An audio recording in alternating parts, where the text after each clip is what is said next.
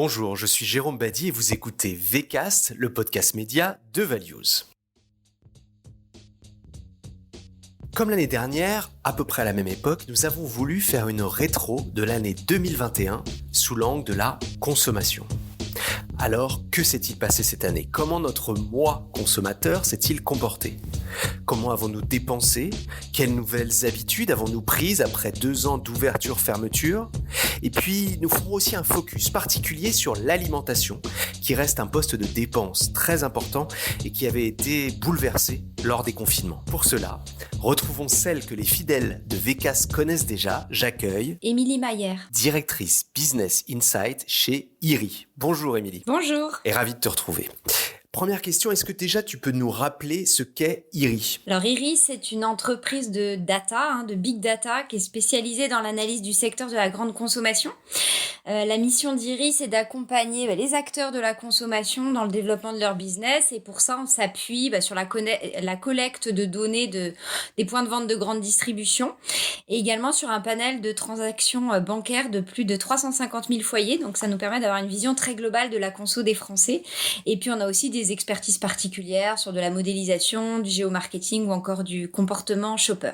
D'accord, et toi, tu t'occupes vraiment de toute cette partie insight, chiffres, etc., c'est ça ? C'est ça, mon rôle, c'est de scruter, de décrypter les évolutions du secteur de la grande consommation, que ce soit en termes de produits consommés, de circuits fréquentés, pour éclairer, que ce soit les industriels ou les distributeurs, sur ce qui se passe sur le marché. Allez, on rentre dans le vif du sujet. Les Français de 2021 ont-ils retrouvé leur niveau de dépenses d'avant-crise ? Alors oui, ça c'est un des vrais faits marquants de l'année 2021 parce qu'on avait assisté l'année dernière un peu à un effondrement des dépenses, en 2020 plutôt, d'un effondrement des dépenses des Français, notamment avec ce premier confinement où on avait été complètement coupé du monde, je dirais presque. Et là, à fin 2021, les Français, ils ont dépensé plus qu'en 2019 et ils ont dépensé 5% de plus sur ce qu'on appelle nous les dépenses de vie courante. Donc les dépenses de vie courante, c'est tout ce qui est alimentation et puis achats non alimentaires, mais du quotidien. On va pas se parler de gros voyages ou de voitures, c'est vraiment les dépenses au jour le jour. Quels sont finalement les postes de dépenses que tu commences là à esquisser ? Quels sont les postes de dépenses qui finalement ont le plus progressé pendant ces 2 années de pandémie peut-être ? C'est vrai que c'est assez clair quand on regarde sur ces 2 dernières années, là où les Français ont choisi de mettre plus d'argent. On va retrouver l'alimentation dont on se parlera tout à l'heure. Les Français ont dépensé en 2021 7% de plus dans l'alimentation qu'en 2019 et quand je vous parle d'alimentation, j'inclus aussi la restauration. Alors certes, la restauration, on a dépensé moins dedans, mais ça a été largement compensé par ce qui a été dépensé dans les grandes surfaces ou dans les commerces spécialisés, les commerces traditionnels. Et ce poste alimentaire, il est très lourd dans le budget des Français, dans le budget courant des Français, c'est 40% des dépenses. Donc cette augmentation, elle est très marquante et ça nous dit à quel point l'alimentation, elle a été quand même centrale dans nos vies ces 2 dernières années. Le deuxième poste de dépense qui a beaucoup progressé, c'est tout ce qui est autour de la maison, du bricolage. Voilà, les Français ont cherché à bonifier cet intérieur dans lequel ils passent plus de temps. Pour ceux qui ont des jardins aussi, on voit que toutes les dépenses dans les jardiniers ont beaucoup progressé. Et puis le troisième poste qui a beaucoup progressé, c'est pas un type de produit, mais c'est plutôt un type de circuit fréquenté. C'est tout ce qui est autour de la seconde main, de l'occasion, du discount, du déstockage. On voit que les Français sont de plus en plus aussi friands de tout ça, de tous ces réseaux-là. Et ça, c'est le troisième poste qui a beaucoup progressé. Et c'est vrai que quand on regarde les enseignes, parce qu'on peut se parler d'enseignes, en dehors des enseignes de la grande distribution, où les Français ont le plus dépensé, on va retrouver pour l'alimentation tout ce qui est livraison de repas à la maison, avec les Uber Eats, Deliveroo. On va retrouver Brico Dépôt, Leroy Merlin, qui vont illustrer ce point de l'investissement dans la maison. Et puis la seconde main, on va retrouver une enseigne comme Action ou alors Vinted, qui sont dans les enseignes où les Français ont choisi de dépenser le plus en 2021. On reviendra de toute façon sur l'aspect alimentation et notamment sur effectivement la livraison à domicile. On avait parlé, la dernière fois qu'on s'est parlé, il y a 1 an, on avait parlé d'explosion des dépenses online qui était vraiment due au fait qu'on était, on avait du mal, on pouvait pas se déplacer facilement. Est-ce que ça s'est rééquilibré entre les dépenses qui sont faites online et la partie plus magasin physique ? Comment ça s'est passé cette année ? Écoute, les Français ont dépensé encore plus online finalement qu'en 2020. L'année dernière, en 2020, c'était à peu près 17% des dépenses des Français, des dépenses courantes courantes des Français qui étaient faites en ligne. En 2021, c'est presque 19, donc ça a encore augmenté. Et quand je disais tout à l'heure que les Français ont dépensé 5% de plus en 2021, toute la croissance, elle vient du digital finalement. Donc quel que soit le domaine, les Français ont continué à acheter en ligne. C'est très vrai dans l'alimentaire parce que c'est vrai que en 2020, on avait fait le bilan, on s'était dit, oh là là, le drive, les Français ont fait leurs courses en drive, le drive avait progressé de 40%, c'était incroyable. Et en 2021, le drive a réussi à empiler un plus 5 sur un plus 40. Donc honnêtement, c'est pas le pari que j'avais fait. Je pensais qu'il y aurait un effet de retour en 2021 à la baisse, mais pas du tout. Donc ça fait que le canal digital des grandes surfaces, il a progressé de 50% en 2 ans. Donc c'est tout à fait colossal. Donc ça, c'est quand même ça veut dire que c'est vraiment, ça commence à être une vraie tendance, quoi. Ça risque de continuer à... Oui, c'est très important. Je veux dire, c'était déjà le cas avant. Le digital, ça poussait. Mais là, ça a significativement accéléré. Ça a fait bouger les lignes, et notamment dans le domaine de l'alimentaire. Je parle du drive, mais je citais juste avant, et on en reparlera tout à l'heure, tout ce qui est livraison de repas de restaurants à la maison, ça a des croissances fulgurantes là, en 2021. Bon, et à l'inverse, est-ce qu'il y a des postes de dépenses qui n'ont pas encore retrouvé leur niveau de 2019 ? Alors 2019, on le prend souvent comme une sorte d'étalon globalement dans l'économie pour voir effectivement comment on a retrouvé après cette crise impressionnante qui nous a touchés. Alors oui, il y a des postes de dépenses qui sont toujours bien dans le rouge, tout ce qui est autour de la mode, des vêtements. Tous les produits d'hygiène beauté, c'est compliqué, tous ces produits qui vont être liés à l'interaction sociale finalement, comme on en a plus en 2021 qu'en 2020, mais quand même on en a moins qu'avant, on passe plus de temps chez nous et avec un certain plaisir, en plus les Français le disent, avoir plaisir à être chez eux, à recevoir chez eux, mais ça a un impact sur les vêtements, sur les produits d'hygiène beauté. Ce qui n'a pas récupéré, c'est la restauration à table. Ça va de mieux en mieux, mais il y a quand même un déficit par rapport à 2019. Tout ce qui va être autour des sorties, des spectacles, de la culture, le cinéma, et puis tout ce qui est transport en commun, chauffeur VTC, taxi. Ça aussi, c'est très en dessous de ce que c'était il y a 2 ans en arrière. Je m'apprêtais à dire sur la mode que finalement, c'était une sorte de pendant aussi du seconde main. Tu parlais du côté vintage, etc.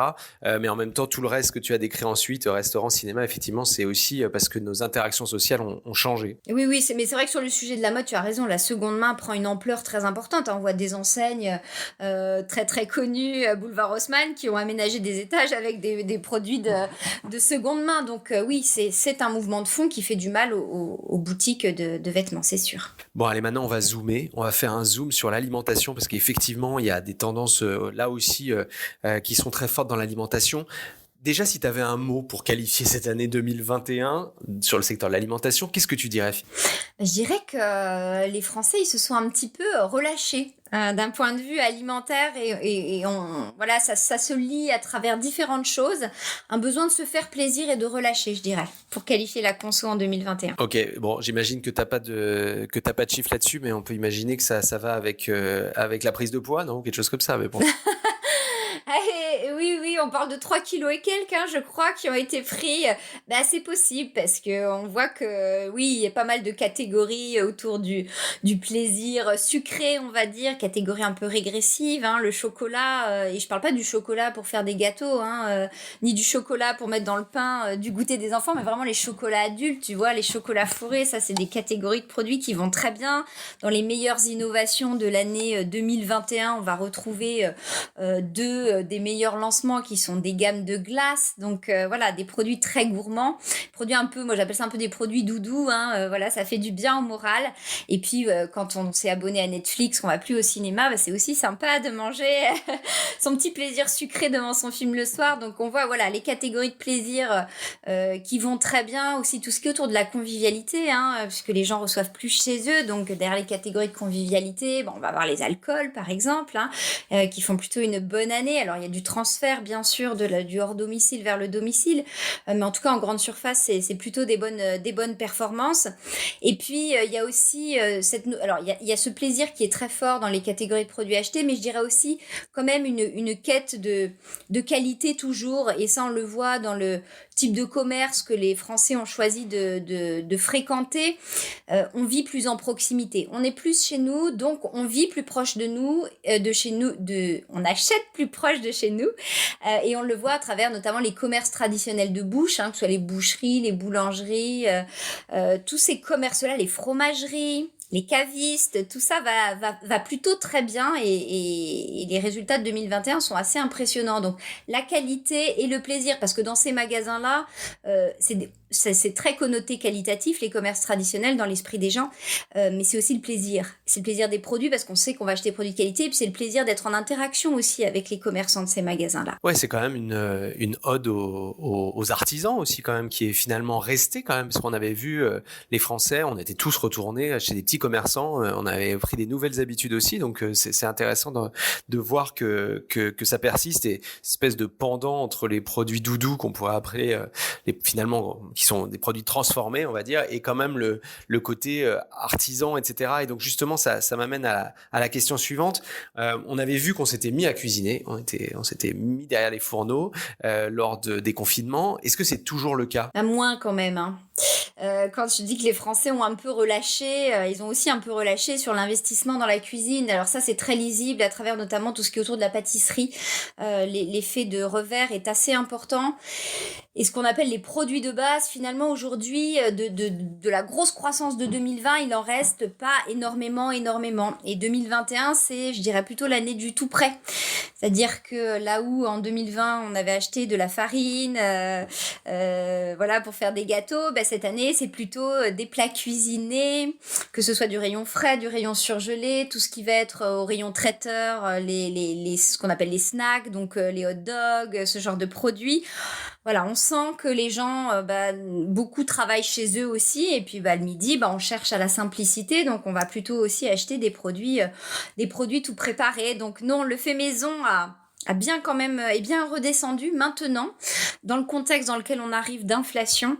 On sait que par le passé, à chaque fois qu'on a eu de l'inflation, les produits de base du fait maison se portaient plutôt bien, parce que même si ce sont les produits qui sont en première ligne de l'inflation, le beurre, le lait, etc., ça reste plus intéressant de faire soi-même que d'acheter tout prêt. Donc le fait maison pourrait retrouver un rebond, je dirais, avec le retour de l'inflation. Oui, c'est amusant. Enfin, amusant. Je sais pas si c'est amusant, mais en tout cas, c'est intéressant de voir que il y a plein d'attitudes finalement assez contradictoires, parce qu'on voit en effet qu'on privilégie la proximité et la convivialité. Donc on pourrait se dire que on va faire soi-même du coup, et non, pas forcément. On va aller quand même.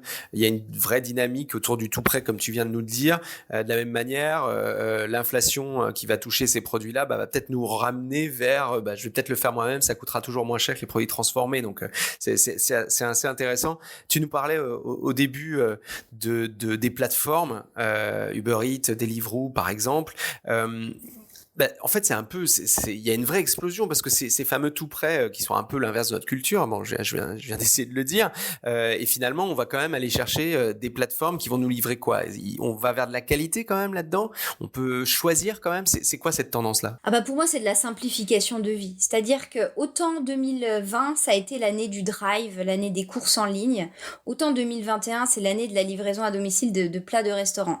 Les dépenses des Français dans ces plateformes, alors en tête desquelles Uber Eats, Deliveroo, elles ont été multipliées par plus de 2 entre 2020 et 2021. C'est assez hallucinant. C'est-à-dire qu'on passe de 4 milliards et quelques à presque 9 milliards dépensés sur les plateformes de livraison à domicile en 2021. Donc c'est colossal. C'est-à-dire qu'il y a beaucoup plus de gens qui ont fait appel à ces services. Et ils y font appel de plus en plus souvent. C'est-à-dire qu'en 2020, quand quelqu'un achetait sur une plateforme, il achetait à peu près une fois par mois. Maintenant, c'est 1,5 fois par mois. Et pour moi, c'est vraiment de la simplification et du plaisir, parce que la transparence dans la restauration sur la provenance, les emballages aussi, qui sont quand même encore beaucoup plastiques, la façon dont c'est livré, voilà, les conditions de travail des gens, les véhicules, etc. On n'est pas dans le mieux consommé, là, clairement. On est dans... voilà, soit je bosse le midi et j'ai pas le temps, je me fais livrer quelque chose, comme d'autres iront acheter un plat cuisiné au supermarché, ou alors le soir, c'est pareil, j'ai pas le temps de me préparer, je commande. Voilà, je me simplifie la vie. Et quelque part, un autre type de commerce qui est né en 2021, qui est le quick commerce, c'est-à-dire se faire livrer ses courses en moins de 10 minutes, ça c'est pareil, c'est de la simplification de vie. C'est-à-dire, ça s'adresse à des urbains plutôt aisés qui sont en pénurie de temps et qui n'ont pas envie de passer leur temps à aller faire des courses et même à faire 300 mètres pour descendre au magasin de proximité du coin. J'ai des copains qui arrivent, j'ai besoin d'une bouteille de champagne, et ben voilà, je la commande et elle est presque instantanément là, quoi. Donc voilà, cette année 2021, je pense qu'elle signe le fait que les Français ont cherché à se simplifier la vie dans leur quotidien parce que des mois, des semaines de contraintes, de restrictions, et il y a une forme un peu de lâchage sur pas mal de choses. Et cette livraison de repas à domicile, elle met un petit coup d'épée dans le conformisme alimentaire à la française, où on se fait son repas et on le mange, quoi. Donc ce sera peut-être juste une parenthèse, parce qu'avec 2022 et le contexte inflationniste et toutes les tensions que ça va engendrer sur le budget de beaucoup de Français, peut-être que cette année 2021, on la regardera comme une parenthèse un peu particulière en termes de consommation. Mais en tout cas, elle nous dit ça quand même, besoin de simplification. En même temps, ça fait peut-être un petit peu ça compense un petit peu peut-être les pertes des restaurants, non? Parce que quand on commande sur ces plateformes, ce sont quand même des restaurants, c'est pas de la nourriture à la chaîne non plus. Bien sûr. Alors heureusement, je dirais que la restauration a développé ce service-là, parce que c'est énorme. Ça a permis d'amortir énormément les pertes de la restauration à table, je dirais.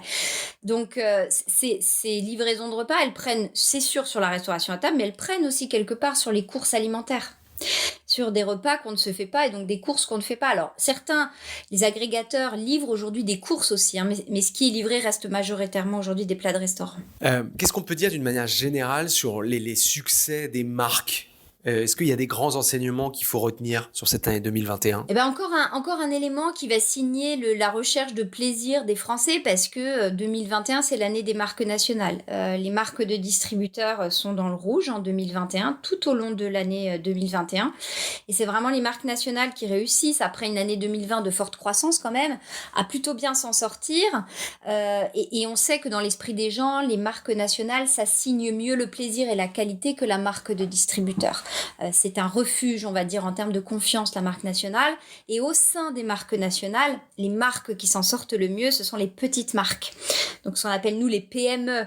Et au sein des PME, les marques locales qui s'en sortent vraiment très bien. Une vraie appétence pour le local, qui n'est pas nouvelle, mais qui s'est vraiment renforcée avec la crise sanitaire et le conflit en Ukraine, qui va contribuer encore à nous renfermer un petit peu sur nous-mêmes et à vouloir privilégier, je dirais, les produits qui sont bons pour notre écosystème économique, donc encore plus les marques locales. Bon, et finalement le bio dans tout ça, parce qu'on avait quand même repéré que c'était une tendance qui était quand même assez lourde. Il y a eu énormément de marques qui se sont même créées sur le bio.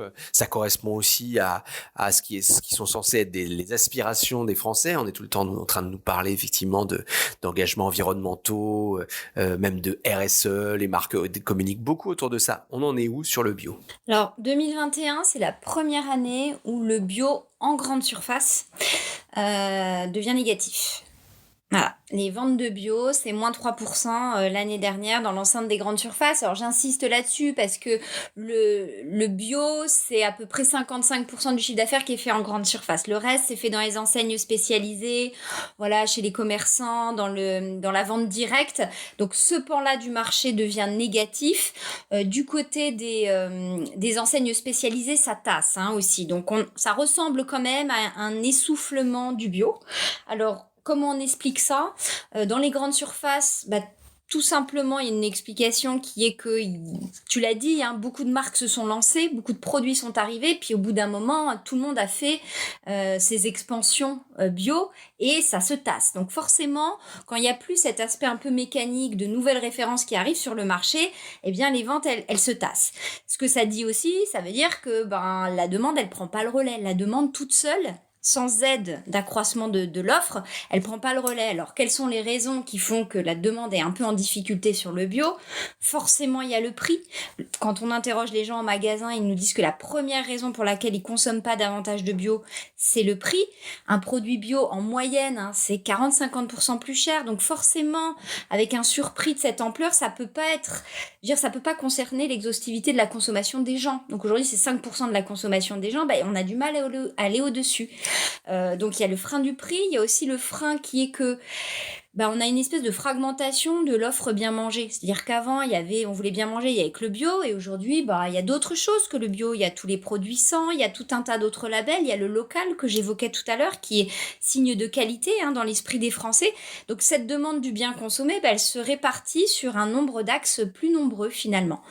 Et puis, on se dit aussi que ce que j'évoquais tout à l'heure, cette consommation un petit peu relâchée en 2021, elle peut expliquer aussi la baisse du bio, parce que toutes ces catégories très gourmandes, par exemple, le bio est pas très bien implanté dessus. Le bio est à l'inverse très bien implanté sur toutes les catégories du fait maison, qui sont plus des produits bruts. Donc le mode de consommation que les Français ont eu l'année dernière a pas aussi été très favorable au bio. Donc voilà, on a toutes ces explications-là qui justifient cette baisse. Alors ça veut pas dire que ça y est, c'est terminé le bio. Ça veut simplement dire qu'il faut passer à un deuxième âge du bio où on aura probablement des croissances moins fortes, mais c'est possible de restimuler la demande en travaillant, en remusclant un petit peu cette proposition bio avec, par exemple, des emballages qui soient respectueux de l'environnement, des compositions nutritionnelles qui soient bonnes, des niveaux de transformation qui soient faibles, etc., etc. Est-ce que c'est pas aussi que des géants s'y sont mis, tu le disais là dans ton propos, mais et qui ont un peu écrasé aussi le marché et écrasé des marques qui sont plus petites mais qui étaient plus historiques? Est-ce qu'il n'y a pas une domination qui est en train d'être reprise par les géants alimentaires? Sur le bio, quand même, le marché reste dominé par les marques de distributeurs et par les marques spécialistes du bio. Mais c'est vrai, les grands groupes ont pris des positions importantes et aujourd'hui, tous ces intervenants-là sont dans le rouge, mais les généralistes, que l'on appelle les généralistes, c'est-à-dire ceux qui font du bio mais qui font aussi autre chose, ce sont ceux qui sont le plus en difficulté. Et c'est vrai que c'est ce type de marque-là qui a le moins fort crédit auprès des consommateurs quand on les interroge. Donc effectivement, ils subissent un peu plus le revers que les autres marques. Bon, et dans VCast, on aime toujours poser des questions un peu prospectives. Comment est-ce que tu vois les marchés d'une manière générale ? Et on est dans une période, on enregistre ce podcast fin mars 2022. On est dans une période d'inflation très forte et même d'annonce d'inflation encore plus forte.